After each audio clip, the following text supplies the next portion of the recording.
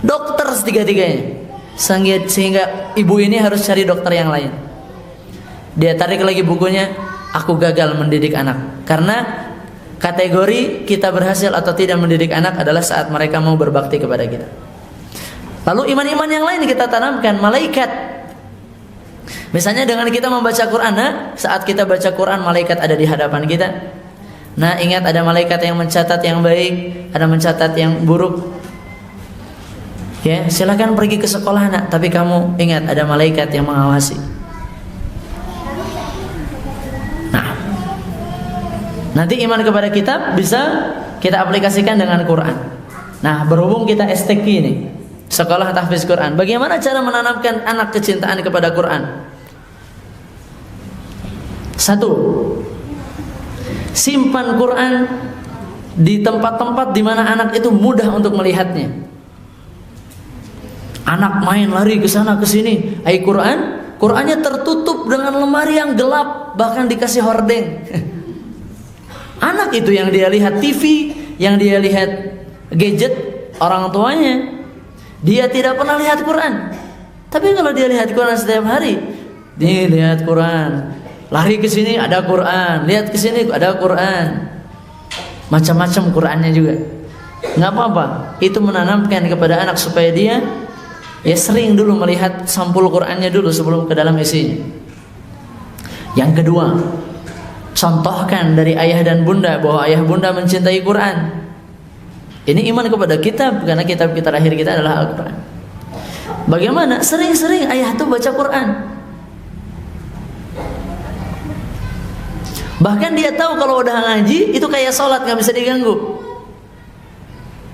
Bahkan tanamkan fungsi-fungsi Quran, seperti Al-Quran adalah penyembuh.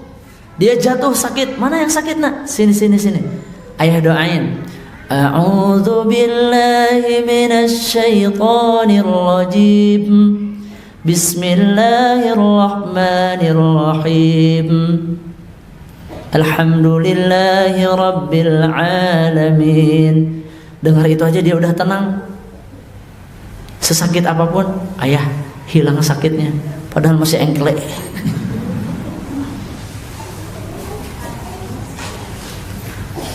Atau dengan zikir Bismillahirrahmanirrahim, dengan nama Allah aku meruqyahmu.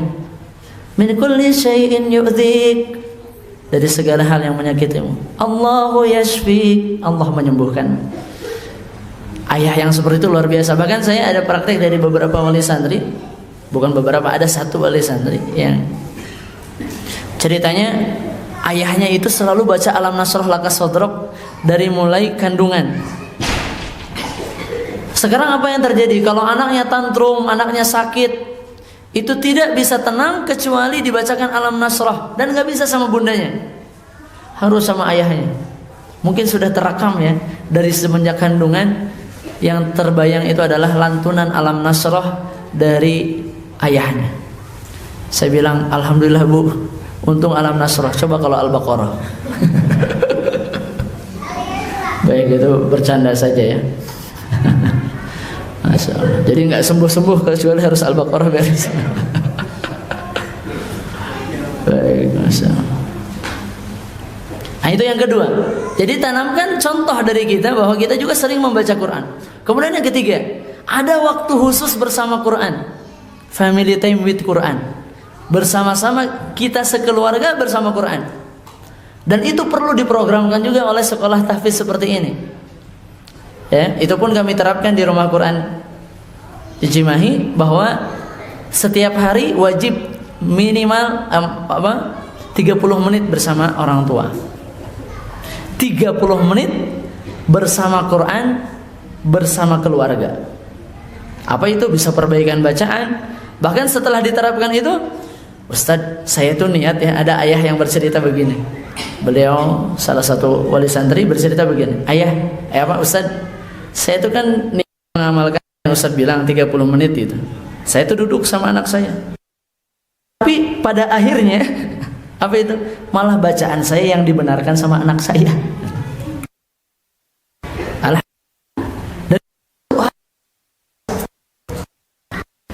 Bahkan ayahnya juga dibangunin tahajud sama anaknya.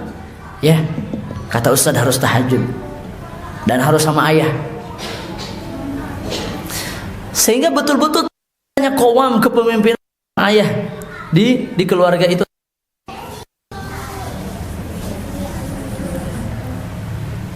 Ya, kalau kita melihat di sini juga ada ya bunda-bunda yang dirahmati oleh Allah.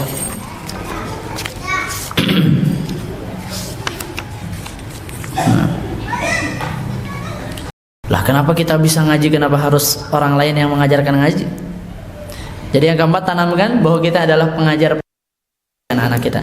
Yang kelima, berikan apresiasi.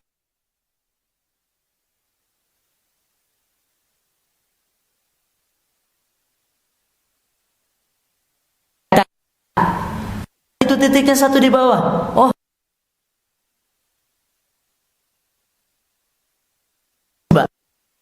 dua mulut itu.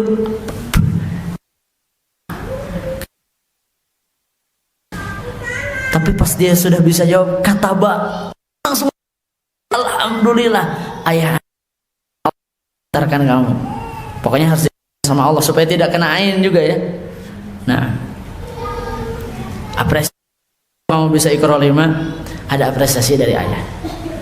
Hukuman harus ada perjanjian antara kita dan anak kita. Ya, jangan sampai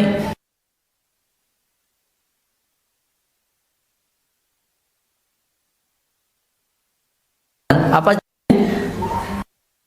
saya nggak bisa baca Quran 60%, bahkan mungkin sekarang sudah 70%. Umat Islam, mohon maaf, ini kita bukan bicara orang kafir, bukan bicara orang Islam. Banggakan dari banyaknya umat Islam di Indonesia ini kalau kita nggak bisa baca Quran. Nah, padahal ini iman yang keempat, iman yang ketiga bahkan ya, sebelum iman kepada Rasul. Dan terakhir yang keenam,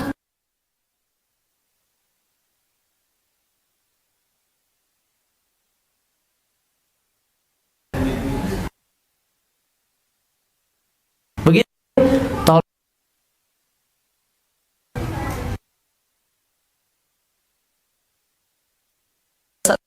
tertentu khawatir ke matanya,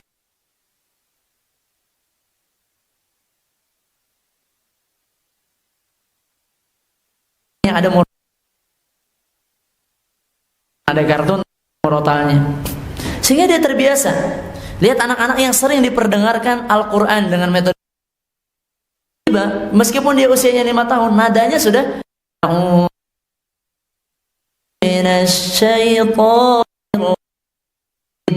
sudah begitu, enggak lagi sudah pola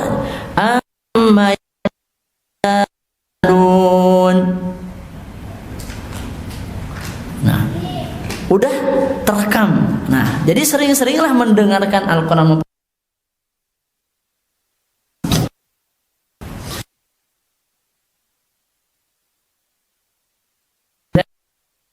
Nah, ini cinta Nabi.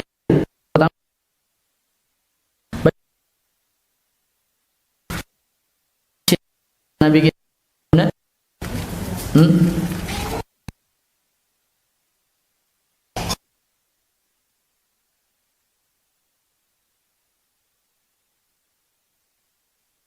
Rasul masuk ke rumah kaki kanan kiri, masuk masjid kaki kanan ayah, keduanya enggak kanan. Kalau masuk terbayang polanya, lalu dia bilang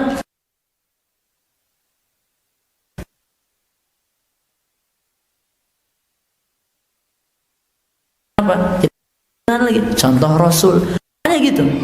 Kenapa? Membangun keimanan, akal. Jangan sampai nanti anak kita sudah SMP, sudah SMA, masih juga ada pertanyaan yang berkaitan dengan akal dan iman, seakan-akan akal dan iman bertolak belakang. Kenapa ya Allah itu mewajibkan begini? Kan nggak sesuai dengan konteks zaman sekarang. Itu kenapa? Karena penanaman tauhid kita. Kalau anak sudah bertauhid, lagi pertanyaan seperti itu seharusnya. Maka cinta Nabi itu perlu. Lalu kenalkan dengan Rasul, ini contoh Rasul. Ya. Dalam bahwa selalu sifat-sifat Rasulullah baik. Contoh tadi ya berzakat.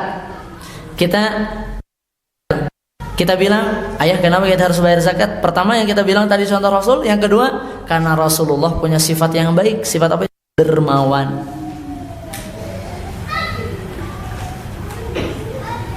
Ya, ayah kenapa sih ayah minta maaf terus sama aku? Kalau ayah marah,